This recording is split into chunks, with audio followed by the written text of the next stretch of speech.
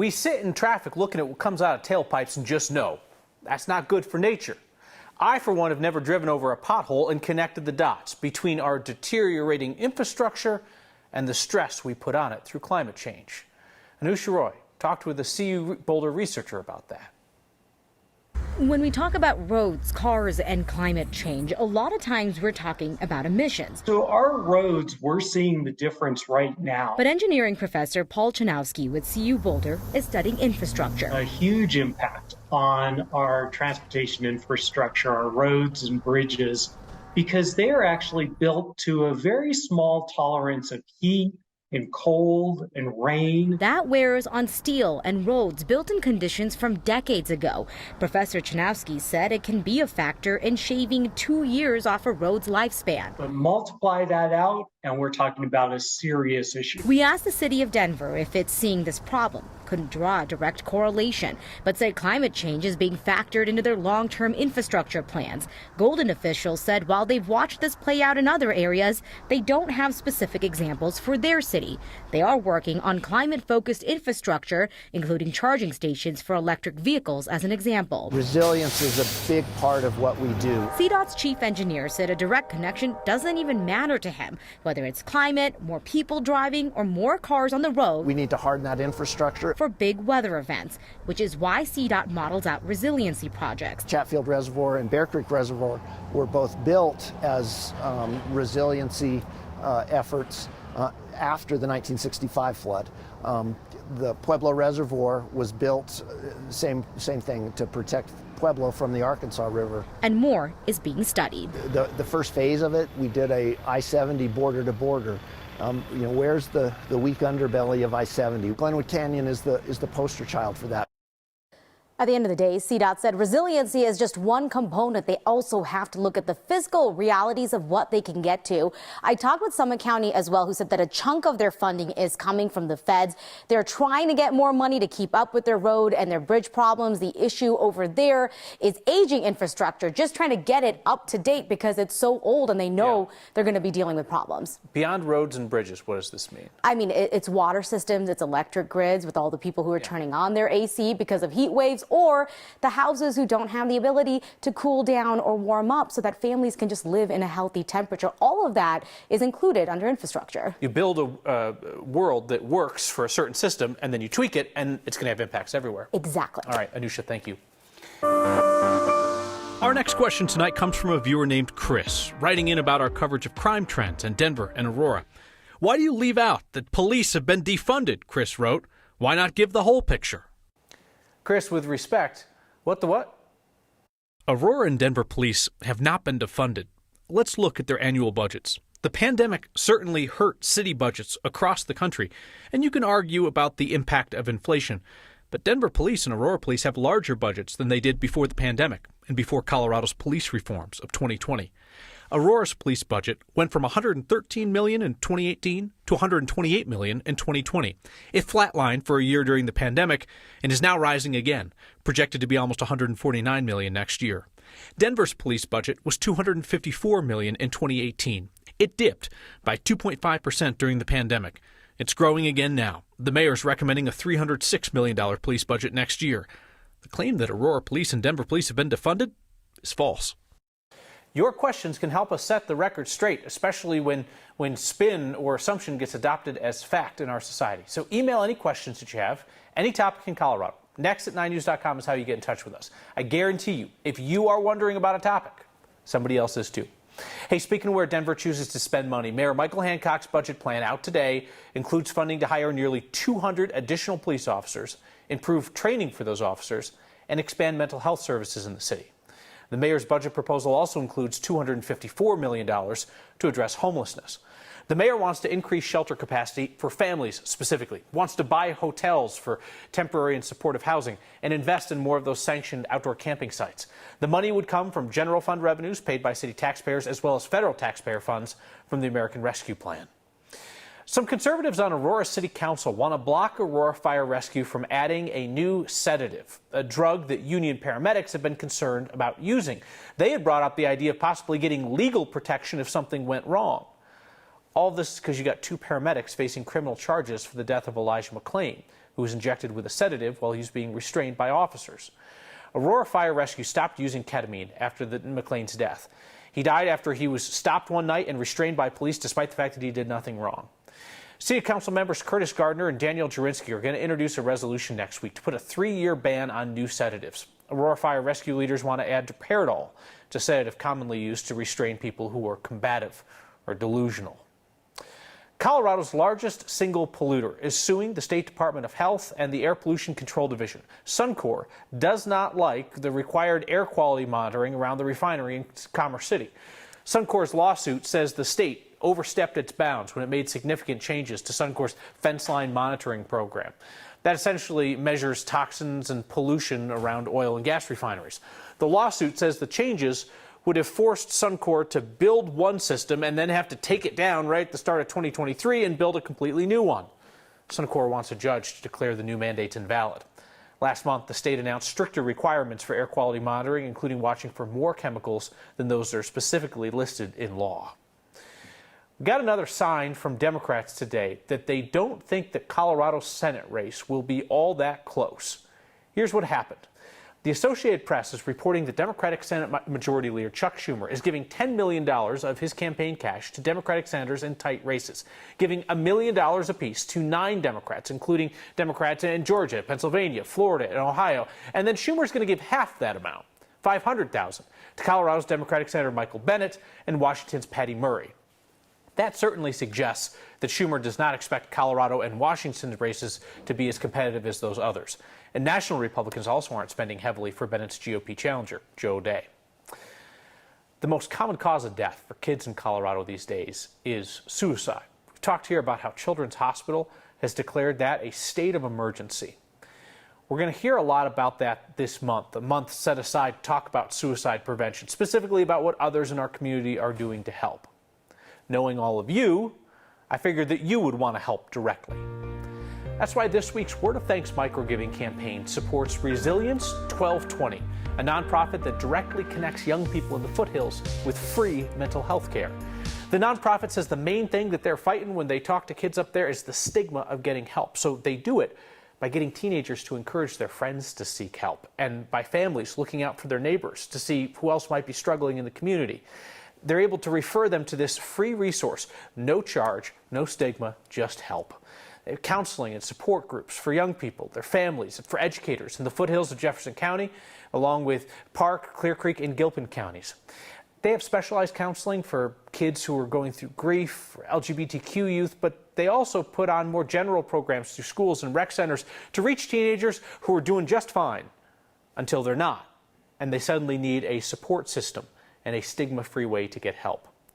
Resilience 1220, they're a small nonprofit. They were born out of a community's need when neighbors realized that they needed to reach kids before it's too late. Scan the QR code on your screen or text the word THANKS to 303-871-1491. I'll send you that link to donate. You have proven that even $5 helps when enough people get in on this, so I'll match the first 50 people who donate $5. We don't all have the skills to talk a kid through a crisis situation, but we can help the people who are doing it right now. I wanted to create a very difficult challenge, and I wanted to do something that was unique to Colorado. He wanted to help other veterans used to dealing with hard things, people who are struggling these days. It is not throwing shade to say that they are adding a lot of it around Denver and providing jobs in the process. And the most Colorado thing we saw today is yoga with an unusual view. Next.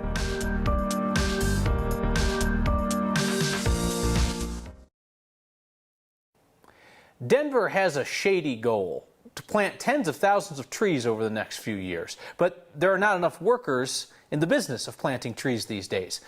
You stepped up recently through one of your Word of Thanks microgiving campaigns to support the nonprofit The Park People as they start up a program to connect people with barriers to employment to the tree work that Denver desperately needs.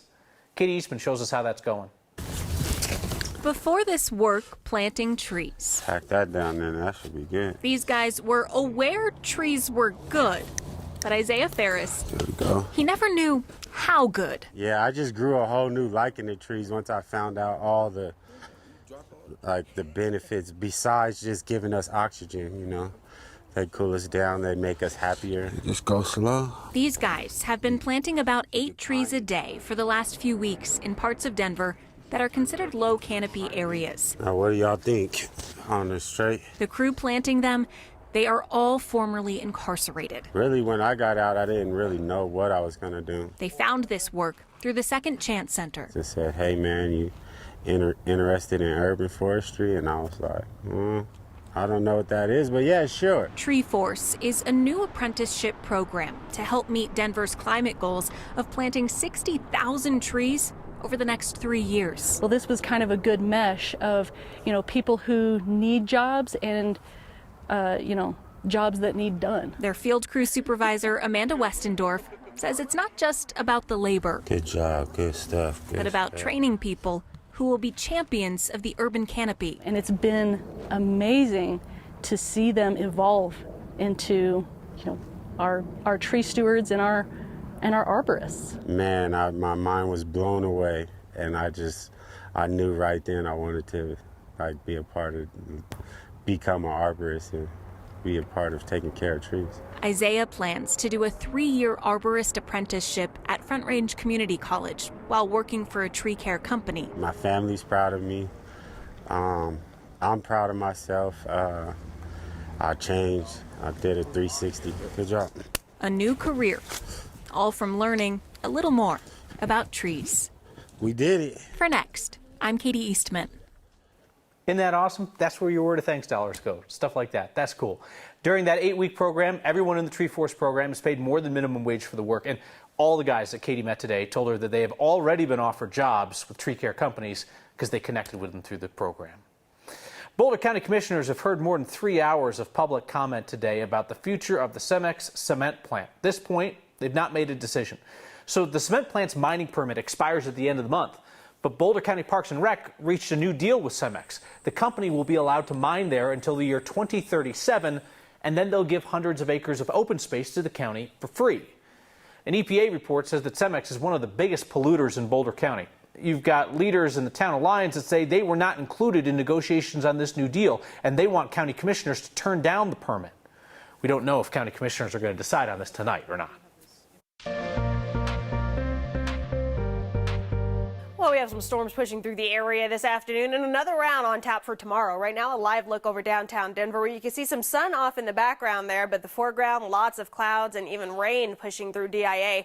We're at 63 degrees, winds coming in at around 31 miles per hour. Areas that are seeing those showers and storms push through, we're going to see those winds up to around 40 miles per hour. So those winds are going to be pretty strong. We're going to see locally heavy downpours of rain within those storms. Outside of that, temperatures cooling down quickly, 63 in Denver. The rest of the Front Range and Eastern Plains, a wide range of temperatures. You see 70s and even 80s further eastward, and this is as those storms continue to push their way into the Eastern Plains. Outside of that, we're in the 50s and low 60s in the high country, low 60s across Grand Junction.